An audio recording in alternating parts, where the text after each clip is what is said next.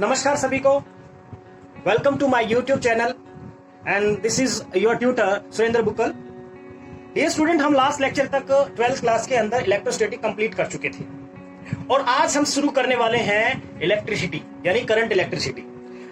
देखिए, current electricity को अगर हम पीछे की यूनिट के साथ रिलेट करें तो किस तरीके से रिलेट किया जा सकता है। तो मैं आपको ये बता दूं, जैसे इलेक्ट्रोस्टैटिक में आपने स्टडी किया था क्या कि branch of physics which deals with the study of charges in at rest, ठीक है। और यहां हम डिस्कस करने वाले हैं study of charges in motion. So it is a branch of physics which deals with study of charges in motion. तो यहां पे चार्जेस के मोशन का जिक्र होगा। इसके अलावा थोड़ा सा हम इस चैप्टर के अंदर और क्या चीज स्टडी करने वाले हैं वो बता देता हूं। करंट को फ्लो करने में हेल्प कौन करता है, करंट कब फ्लो कर सकता है दो टर्मिनल्स के बीच में। अगर एक वायर हम लगा रखे हैं, ठीक है, कोई कंडक्टर है, तो करंट कब फ्लो कर सकता है, तो इसके बारे में हम सीखेंगे। यहां पे रेजिस्टेंस, रेजिस्टिविटी, इनका कंसेप्ट जो है डिस्कस करेंगे। Drift velocity of charge carrier से हमारा क्या मतलब, फ्री इलेक्ट्रॉन्स है, अगर वो मोशन करते हैं तो उनकी ड्रिफ्ट वेलोसिटी से हमारा क्या मतलब और वो किस तरीके से रिलेटेड है इलेक्ट्रिक करंट के साथ। एंड वेरी इंपॉर्टेंट लॉ जो आपने 10th में भी स्टडी किया है, ओम्स लॉ, उसके बारे में हम यहां थोड़ा सा और डिटेल में जाकर के स्टडी करेंगे। डियर स्टूडेंट, इनके बाद हम एक बहुत ही इंपॉर्टेंट टॉपिक में एंटर कर जाएंगे। वो क्या है, जैसे हम जो सर्किट सोल्व करते हैं जिसमें आपने 10th क्लास के अंदर भी इक्विवेलेंट रेजिस्टेंस कैलकुलेट किया होगा, हम यहां पे अभी आपको मैं बता दूं कि अगर हमारे पास सर्किट कॉम्प्लेक्स हो जाए तो उन कॉम्प्लेक्स सर्किट को सोल्व करने के लिए क्या ओम्स लॉ वैलिड है, क्या ओम्स लॉ काफी है उस चीज के लिए। तो मैं आपको ये बता दूं कि उन चीजों के लिए हमारे पास में कुछ और लॉज हैं जिनको हम किरचॉफ्स करंट लॉ या किरचॉफ्स वोल्टेज लॉ के नाम से भी जानते हैं। वो सब जब जो है इस चैप्टर के अंदर हम स्टडी करेंगे। और वोल्ट मीटर के जैसे यहाँ पे एक और कंसेप्ट जो है पोटेंशियोमीटर, मीटर ब्रिज, इनके बारे में डिस्कस करेंगे। तो हमारी यूनिट के अंदर ये कुछ है। काफी डिटेल में मुझे यहाँ इंट्रोडक्शन देने की जरूरत इसलिए नहीं क्योंकि 10th के अंदर आपने जो इलेक्ट्रिक करंट स्टडी किया था वही यहाँ पे है। तो डियर स्टूडेंट, सबसे पहले हम शुरू करें हमारे इलेक्ट्रिक करंट के बारे में ही। इलेक्ट्रिक करंट किसको कहें, इलेक्ट्रिक करंट क्या चीज है, ये सब आप पढ़ चुके हो। आपने बुक में लिखा हुआ मिला होगा, the rate of flow of charges, the rate of flow of charges is known as electric current. लेकिन मैं यहां पे रोकना चाहूंगा, ये डेफिनेशन कंप्लीट है या नहीं है, बुक में भी लिख रखा होगा, लेकिन थोड़ा सा सोचिए। अगर मेरे पास में एक कंडक्टर है, ठीक है, एक कंडक्टर है, इसमें फ्री इलेक्ट्रॉन्स हैं बहुत सारे, ये with respect to time motion कर रहे हैं। लेकिन जरा सोचिए, कोई चार्ज जो है किधर भी जा रहा हो, पॉजिटिव चार्ज जिगजैग मोशन कर रहे हैं इधर उधर, तो आप अगर नोटिस करो तो उनकी जो मोशन है किसी पर्टिकुलर डायरेक्शन में वो कितनी है, जीरो है। वो कैसे, सपोज करो मेरे पास में ये एक कंडक्टर का पीस है, ठीक है, इस कंडक्टर के पीस के अंदर फ्री इलेक्ट्रॉन है, नो डाउट, और मैं इसके अंदर जो फ्री इलेक्ट्रॉन है उनको मूव करवाने के लिए मैंने क्या किया, टेम्परेचर इंक्रीज कर दिया। डियर स्टूडेंट, आपको सबको पता है कि अगर टेम्परेचर मैं इंक्रीज करूंगा तो जो उनके अंदर फ्री इलेक्ट्रॉन्स हैं they will start moving, motion करेंगे। लेकिन आप ये चीज नोटिस करोगे कि वो हीटअप जरूर हो जाता है लेकिन उसके अंदर इलेक्ट्रिक करंट कंस्टिट्यूट नहीं होता। क्यों नहीं होता, उसकी वजह यही है क्योंकि जो चार्ज कैरियर है they are moving in a random motion, they are not moving in a particular direction. So if these free electrons are not moving in a particular direction, so that's mean it do not constitute electric current. So electric current बनने के लिए क्या जरूरी है, the rate of flow of charges in a particular direction, in a particular direction, in a particular direction. So I hope ये definition आपको clear हुई होगी। अब मैं आपको यहां पे ये बता देता हूं कि ये कैसी क्वांटिटी है, इसको मेजर किसमें करेंगे। तो आप सबको पता है it is measured in amperes, ampere में मेजर करते हैं। आप इसको स्केलर क्वांटिटी कहते हो, ये स्केलर क्वांटिटी है नो डाउट। लेकिन थोड़ा सा मैं आपको बता दूं, ये स्केलर क्वांटिटी नहीं, इस क्वांटिटी को हम बोलते हैं टेंसर क्वांटिटी। कौन सी क्वांटिटी बोलेंगे, टेंसर। स्केलर क्वांटिटी आपने पढ़ी होगी, वेक्टर क्वांटिटी पढ़ी होगी, तीसरी होती है टेंसर क्वांटिटी। टेंसर क्वांटिटी कौन सी होती है, मैं आपको बता दूं, टेंसर क्वांटिटी कुछ ऐसी होती है जिनके अंदर मैग्नीट्यूड है, डायरेक्शन है, लेकिन फिर भी हम उनको वेक्टर क्वांटिटीज की कैटेगरी में नहीं रखते। उनको हम क्या बोलते हैं, टेंसर क्वांटिटी। उनको हम क्या बोलते हैं, टेंसर क्वांटिटी। तो डियर स्टूडेंट, मैं आपको अभी टेंसर क्वांटिटीज के बारे में थोड़ा और जाकर के डिटेल में जाकर के थोड़ा सा मैं बताना चाहूंगा। आपने 11th क्लास के अंदर स्ट्रेस स्टडी किया है, स्ट्रेस वो भी एक टेंसर क्वांटिटी है। स्ट्रेस आपने स्टडी किया, वो भी क्या है, एक टेंसर क्वांटिटी है। इसके अलावा Young's modulus of elasticity, bulk modulus of elasticity, ये सारी की सारी भी किसमें आती है? टेंसर क्वांटिटीज के अंदर आती है। बुक में हमारी जितनी भी आप बुक उठा के स्टडी करोगे 12th लेवल तक, ये सिर्फ स्केलर क्वांटिटी में काउंट होती है, ठीक है। अब इसको वेक्टर क्वांटिटी क्यों नहीं कह रहे हैं? आपको पता है इलेक्ट्रिक करंट को हम वेक्टर क्वांटिटी क्यों नहीं कह रहे? उसकी एक पर्टिकुलर डायरेक्शन है, मैग्नीट्यूड है, फिर भी हम उसको क्या नहीं कह रहे हैं? एक वेक्टर क्वांटिटी नहीं कह रहे हैं। लेट्स सपोज हमारे पास में I1, I2 और यहां से I3 करंट फ्लो कर रहा है। लेट्स सपोज इनके बीच में एंगल मैंने कह दिया 60 डिग्री है, या ये कहें कि इसकी डायरेक्शन जो है कुछ ऐसी है, ठीक है, ऐसे बना लीजिए, आपकी मर्जी है किसी भी डायरेक्शन में। यहां से ये जो करंट आ रहा है दो हिस्सों में डिवाइड हो रहा है, तो आप इन दोनों का अगर मैं इसको कहूं कि I3 जो है, I3 का जो मैग्नीट्यूड होगा it will be equals to I1 square plus I2 square plus 2I1 I2 cos of 60। क्या मैं लिख सकता हूं? ये नहीं। हम कभी भी जो करंट है, हमारे इलेक्ट्रिक करंट है, उसका सम करने के लिए वेक्टर लॉ ऑफ एडिशन को फॉलो नहीं करते हैं, ठीक है। हम अगर ये कहें कि यहां पे 2 एम्पियर है और यहां 3 एम्पियर है, तो ऑब्वियसली ये कितना होगा? 2 + 3 5 एम्पियर हो जाएगा। डायरेक्ट जो है ऐड करते हैं हम इसको, सिंपल लॉ ऑफ अलजेब्रा से ऐड करते हैं, ना कि इसको वेक्टर लॉ ऑफ एडिशन से, ठीक है। वेक्टर लॉ ऑफ एडिशन इसको फॉलो नहीं करता है इलेक्ट्रिक करंट। तो ये स्केलर क्वांटिटी है। बाकी आप इसके अगर हम डायमेंशंस की बात करें तो डायमेंशंस क्या होते हैं?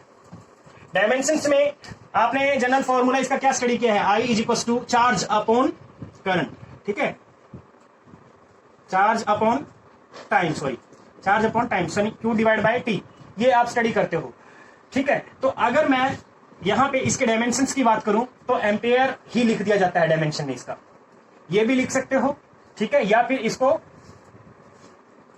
ठीक है, इसी को जनरली रिप्रेजेंट करते हैं, बाकी जरूरत नहीं है बाकी किसी और में जाने की, तो एम्पियर से ही रिप्रेजेंट करते हैं। डियर स्टूडेंट, मैं अभी जैसे rate of flow of charges लिख रहा हूं, तो मैं इस इलेक्ट्रिक करंट को यहां पे ये भी लिख सकता हूं, dQ/dt, dQ/dt, यानी first derivative of charge, first derivative of charge with respect to time is known as electric current. First derivative यानी जो चार्ज है हमारा, उसका अगर हम डिफरेंशिएशन करते हैं विद रिस्पेक्ट टू टाइम, हमें क्या देगा? करंट देगा, ठीक है। तो अगर ये इक्वेशन आपको पता है तो यहां पे एक छोटा सा क्वेश्चन जो है तैयार हो जाता है। वो कैसा? जैसे मान लिया हमारे पास में क्या होता है, एक इक्वेशन दे देता है, एक इक्वेशन हमें दे देता है, let's suppose Q = 3t² - 2t + 1, कुछ ऐसे इक्वेशन दे दी हमें, ठीक है। अब इसमें आपको क्या कहता है? Find the electric current eight t = find current eight t = 1 second. t = 1 second पे आपको इलेक्ट्रिक करंट कैलकुलेट करना है। देखिए, charge is a function of time, तो आपको ये मेथड से जाना पड़ेगा इलेक्ट्रिक करंट कैलकुलेट करने के लिए। तो I = हमने पढ़ा dQ/dt, dQ/dt, d/dt of Q, that is 3t² - 2t + 1। और अगर मैं इसका डिफरेंशिएशन करूंगा with respect to t, so 3t, और इसको फॉर्मूला कौन सा लगाते हैं? d/dx raised to the power n। इसका डिफरेंशिएशन आपने पढ़ा होगा, क्या होता है? n x raised to the power n - 1, ये फॉर्मूला बनता है, यानी पावर आगे और x की पावर n - 1, एक पावर कम हो जाती है, यहाँ पे 1 रह जाएगी, ठीक है, और 2 और आगे आ जाएगा यहाँ पे, मतलब 3 × 2, ठीक है, एक पावर कम होगी, ये 2 रह जाएगा, 1 पावर आगे और 1 - 1 0, समथिंग की पावर 0 1 होता है, और कांस्टेंट क्वांटिटी का डिफरेंशिएशन 0, ठीक है। तो हमारे पास जो करंट आ गया इलेक्ट्रिक करंट I = 6t - 2, और उसने इलेक्ट्रिक करंट कब पूछा है? t = 1 सेकेंड पे। So at t = 1 second I will be equals to 6 × 1 - 2, that is 6 - 2 4 ampere हो जाएगा। इस तरीके से करंट आपको कैलकुलेट करना दे सकता है, ठीक है। तो कंफ्यूज होने की जरूरत नहीं है, ऐसे क्वेश्चन को आप इस तरीके से कर सकते हो। थोड़ा और चलते हैं, करंट के बारे में कुछ और डिटेल में जाके समझते हैं।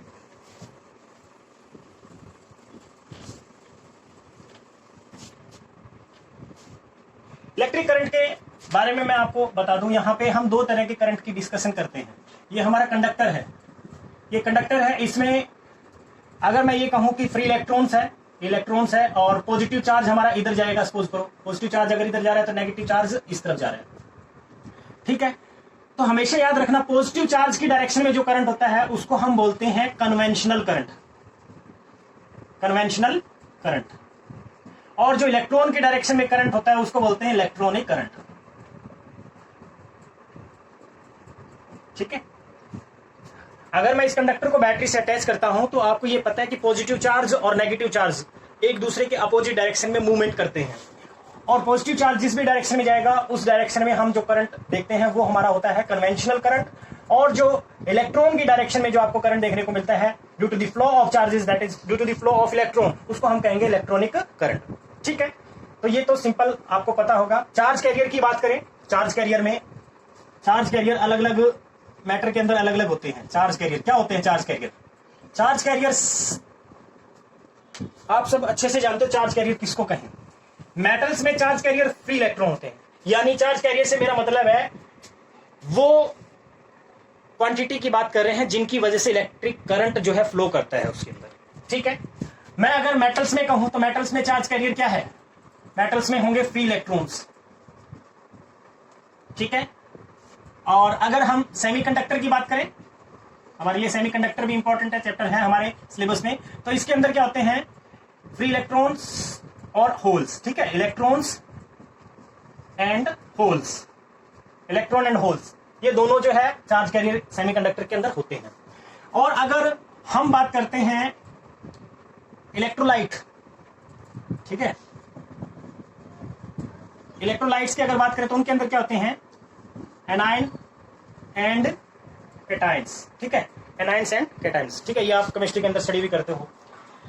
तो ये चार्ज कैरियर का कंसेप्ट है। तो हमें तो मेटल्स के बारे में स्टडी करना है तो फ्री इलेक्ट्रॉन से हमारा ज्यादा वास्ता पड़ेगा। यहां पे मैंने होल्स का जिक्र किया है, ये क्या चीज है इसके बारे में मैं बता देता हूं। होल्स वैसे तो सेमीकंडक्टर में भी आएगा। इसका क्या मतलब है? The vacancy created by the electrons, the vacancy created by the electrons is called holes. उसको क्या कहेंगे? होल्स कहेंगे। ठीक है। और ये प्रॉपर्टीज की अगर बात करें, it is positive charge, it is positive charge. ठीक है। और अगर हम इसके ड्रिफ्ट वेलोसिटी की बात करें, it has less drift velocity than electron. Electron से कम होती है इसकी ड्रिफ्ट वेलोसिटी। ड्रिफ्ट वेलोसिटी के बारे में हम बाद में डिस्कस करेंगे। वैसे मैं रफली बता देता हूं कि जो हमारा कंडक्टर है या सेमीकंडक्टर है उनके अंदर ये चार्ज कैरियर जब मूवमेंट करते हैं तो एक्चुअल में कोलिजन करते हुए मूवमेंट करते हैं। तो दो लगातार के कोलिजन जो होते हैं उनके बीच में एवरेज वेलोसिटी क्या रही, उसी को हम नाम देते हैं ड्रिफ्ट वेलोसिटी। सो जो ड्रिफ्ट वेलोसिटी होल्स की है, drift velocity of hole is less than the drift velocity of electron. ठीक है। और अगर हम इसकी बात करें एनर्जी की, holes have higher energy than electron. ठीक है। एनर्जी जो है इनकी ज्यादा होती है। मोबिलिटी की अगर बात की जाए, the mobility of holes is less than the mobility of electrons. यानी जो इलेक्ट्रॉन्स की मोबिलिटी है वो ज्यादा होती है होल से। मोबिलिटी से मतलब है डिग्री ऑफ रैंडमनेस। ठीक है। तो ये होल्स के बारे में हुआ। चलो बात करते हैं इलेक्ट्रिक करंट के टाइप्स के बारे में। इलेक्ट्रिक करंट के टाइप कौन कौन से हैं? ठीक है।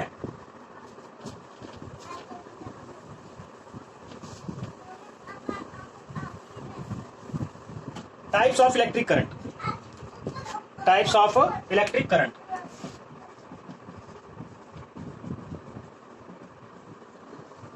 Types of electric current. तो इलेक्ट्रिक करंट के टाइप्स में सबसे पहला टाइप आता है हमारा स्टडी करंट। स्टडी करंट या इसी को हम डायरेक्ट करंट के नाम से भी जानते हैं, डायरेक्ट करंट। ठीक है। स्टडी करंट या डायरेक्ट करंट के नाम से भी जानते हैं। ये कौन सा करंट है? सबसे पहले इसके बारे में आपको मैं बता दूं कहां देखने को मिलेगा। ये बैटरी या सेल जो होते हैं उनके अंदर आपको यही वाला करंट जो है देखने को मिलेगा। A constant magnitude current, a constant magnitude current whose direction do not changes with time, whose magnitude do not changes with time. ऐसे करंट को हम स्टडी करंट का नाम देते हैं. ठीक है. अगर ग्राफ से मैं इसको शो करूं तो ये कुछ ऐसा होता है विद रिस्पेक्ट टू टाइम, और ये इलेक्ट्रिक करंट, तो ये ऐसा करंट होता है. यानी विद रिस्पेक्ट टू टाइम इसके मैग्नीट्यूड में चेंजेस नहीं आता है. ठीक है.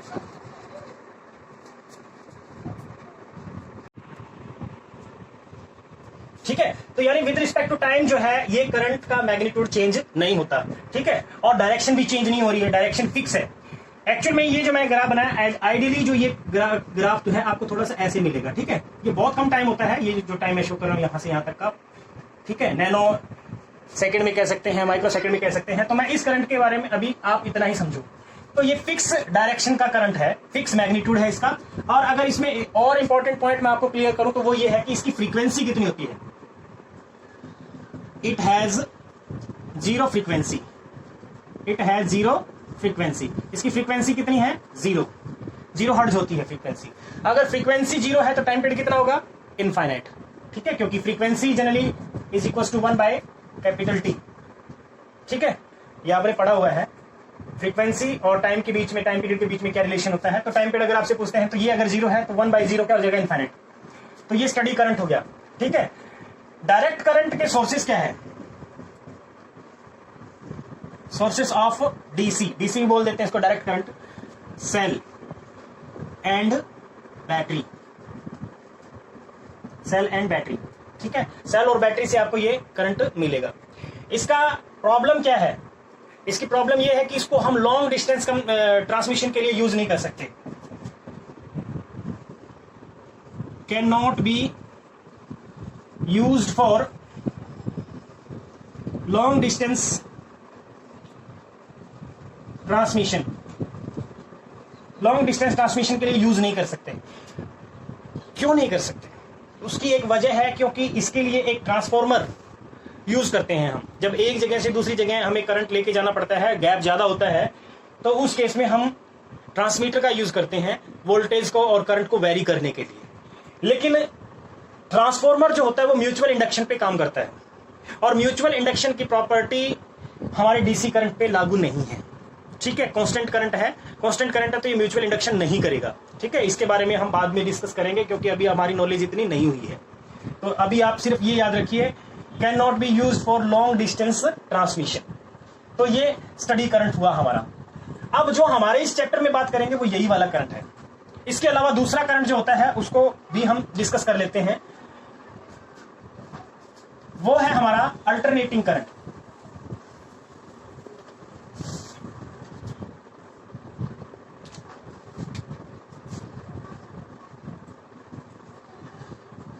Alternating current.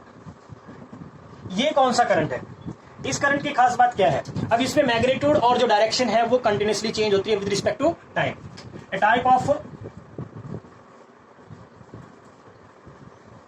Current whose magnitude changes continuously and direction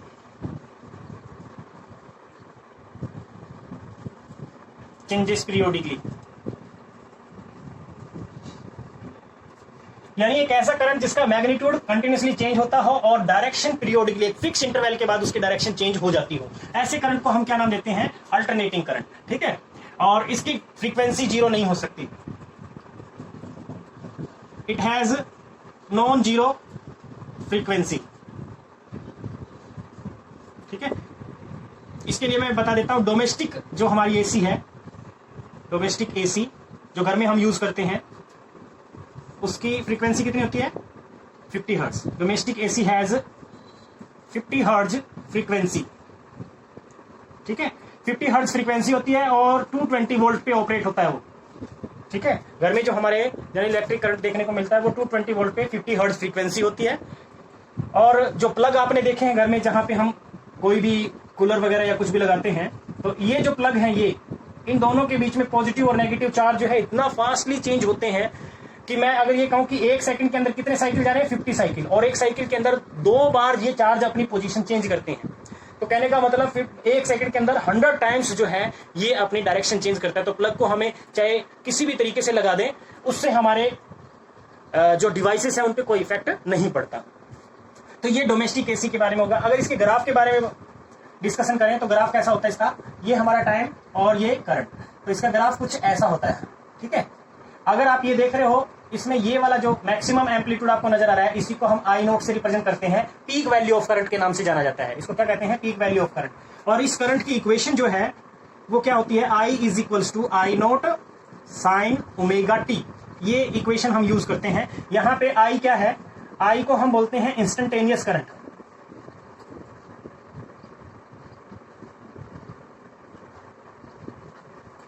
instantaneous current. और जो आई नोट है वो क्या है, peak value of current. Peak value of current, peak value of current बोल सकते हैं।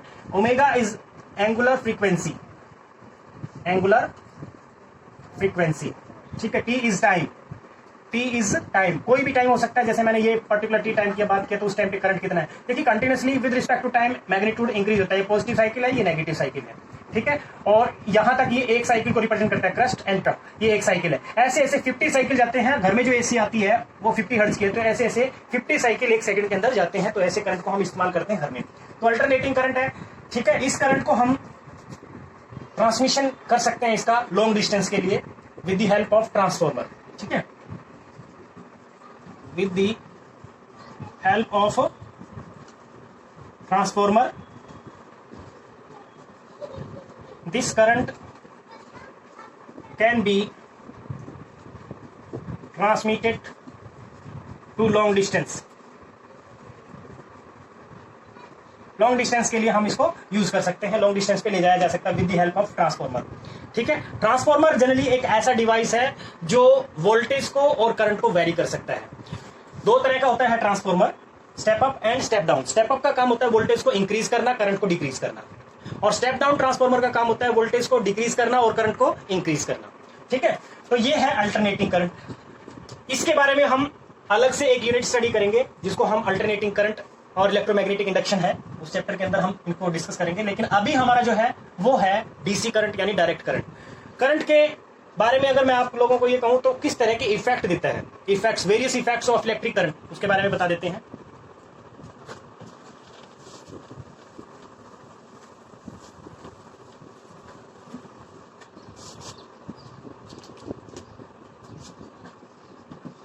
Various effects of current. ठीक है, कौन कौन से इफेक्ट होते हैं उनको स्टडी कर लेते हैं। सबसे पहले हम बात कर लेते हैं heating effect. Heating effect of electric current, ये आप लोगों ने पढ़ा हुआ है अच्छे से 10th के अंदर। Heating effect of electric current से मतलब क्या है, कुछ ऐसे अप्लायंसेस होते हैं घर में, आपने देखे होंगे कि हम इलेक्ट्रिक करंट उनको प्रोवाइड करते हैं एंड दे प्रोड्यूस हीट। जैसे इलेक्ट्रिक रोड हो गया, इलेक्ट्रिक टोस्टर हो गया, इलेक्ट्रिक आयरन हो गया। Such type of appliances are based upon the heating effect of electric current. ठीक है, तो ये मेरे ख्याल से क्लियर हो गया होगा। अप्लायंसेस इस पे बेस्ड एग्जांपल कौन से हैं वो लिख सकते हो आप। Example, electric heater,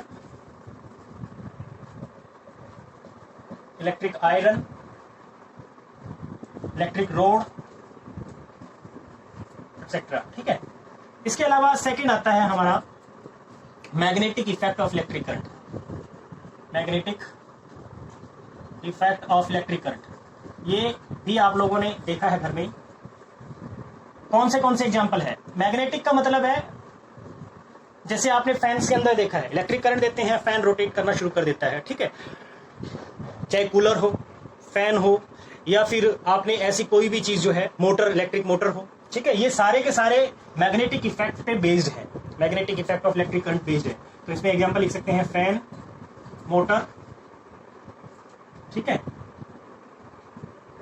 etcetera. Third जो इफेक्ट हम स्टडी करते हैं उसको हम कह सकते हैं chemical effect. Chemical effect of electric current, ये कौन सा इफेक्ट है, यानी इसमें हम क्या करते हैं कि जैसे हम इलेक्ट्रिक करंट अगर प्रोवाइड करें तो कुछ ना कुछ केमिकल चेंजेस जो है होते हो। ठीक है, या केमिकल्स की वजह से हम इलेक्ट्रिक करंट प्रोड्यूस करते हो, वो इफेक्ट यहाँ पे क्या कहलाएगा, electric chemical effect of electric current. जैसा आप लोग नोटिस कर पाते हो इलेक्ट्रिक सेल के अंदर, एग्जांपल इसका सेल ही है, इलेक्ट्रिक केमिकल इफेक्ट में आता है हमारा cell and battery, cell and battery, ठीक है। तो जो सेल होती हैं और बैटरीज होती हैं उनके अंदर केमिकल रिएक्शन होती है और केमिकल रिएक्शन से इलेक्ट्रिकल एनर्जी में कन्वर्ट होती है, ठीक है। Chemical energy are converting into electric current, ठीक है, या इलेक्ट्रिकल एनर्जी। तो ये जो डिवाइसेस हैं ये केमिकल इफेक्ट पे बेस्ड है। तो हमारे लिए क्वेश्चन अराइज होता है सेल क्या है, सेल के बारे में आप अलग से समझ सकते हो सेल क्या है। सेल हमारा जो है एक ऐसा डिवाइस है, सेल क्या है ये, a device used to convert chemical energy into electrical energy, ठीक है। A device used to convert chemical energy into electrical energy, उसको हम क्या कहेंगे, सेल। और कॉम्बिनेशन ऑफ सेल जो होता है, एक combination of cells are known as battery, उसी को हम क्या बोलते हैं, बैटरी, ठीक है। तो बैटरी के अंदर जनरली क्या होते हैं, बहुत सारे सेल कनेक्टेड होते हैं। सेल का सिंबल आपने देखा होगा, सेल का सिंबल 10th क्लास में आपने स्टडी किया है, इस तरीके का होता है, एक हाई पोटेंशियल को रिप्रेजेंट करता है, एक लो पोटेंशियल को, ठीक है, इस तरीके का। और इसी में अगर हम ये ऐसे इस तरीके से बहुत सारे सेल कनेक्ट करते चले जाएं, ठीक है, तो ये क्या बन जाएगी, एक बैटरी, ठीक है। इसको हम एक बैटरी का नाम दे सकते हैं। 2 और मोर सेल जो है यहाँ पे कनेक्टेड होंगे, उसको हम बैटरी कह सकते हैं। तो डियर स्टूडेंट, आज मैंने एक किस्म से इंट्रोडक्टरी लेक्चर कह सकते हैं, लेक्चर दिया है, इंट्रोडक्टरी लेक्चर कह सकते हो आप इसको, जिसमें हमने इलेक्ट्रिक करंट के बारे में थोड़ा स्टडी किया। नेक्स्ट टाइम हम कुछ और इंपॉर्टेंट टॉपिक्स के साथ में प्रेजेंट होंगे। लेकिन ये जो चीज मैंने आपको बताई है, अगर आपको ये क्लियर नहीं तो नेक्स्ट जो टॉपिक होंगे वो आप लोगों के जो है समझ में इजी से नहीं आएंगे। तो ये कंसेप्ट जो है आपके क्लियर होने चाहिए, ठीक है। इनके नोट्स बना लीजिए। अब मैं जो है आप लोगों को पीडीएफ प्रोवाइड नहीं करवा पाऊंगा, क्योंकि मैं अब यहाँ आप लोगों को बोर्ड पे करवा रहा हूँ। तो आप अपने नोट्स जो है खुद बनाइए, कॉपी पेन लेकर के बैठिए और खुद बनाइए अपने नोट्स। और डियर स्टूडेंट, आपसे रिक्वेस्ट है जाते जाते कि चैनल को सब्सक्राइब करना ना भूलें। मेरे चैनल पे अगर आप फर्स्ट टाइम आए हो तो डियर स्टूडेंट, अगर आपको मेरा लेक्चर सच में समझ आया है तो जरूर से जरूर सब्सक्राइब कीजिए, लाइक कीजिए, शेयर कीजिए। और अपने फ्रेंड्स को, कम से कम हर स्टूडेंट जो है इतना टारगेट करके चलो कि 10 स्टूडेंट को हम सब्सक्राइब करवाएंगे तो चैनल अपने आप ग्रो करेगा। और जितना अच्छा आप करोगे उतना ही मैं अपनी तरफ से कोशिश कर रहा हूँ। आप नोटिस कर पा रहे होगे, फर्स्ट वीडियो से second video, third video and so on, आज तक की वीडियो में मैं इंप्रूवमेंट करता जा रहा हूँ। तो आपसे रिक्वेस्ट है कि आप अपने इस चैनल को ग्रो करवाइए, ठीक है। आज के लिए इतना ही काफी है। Thank you and have a nice day.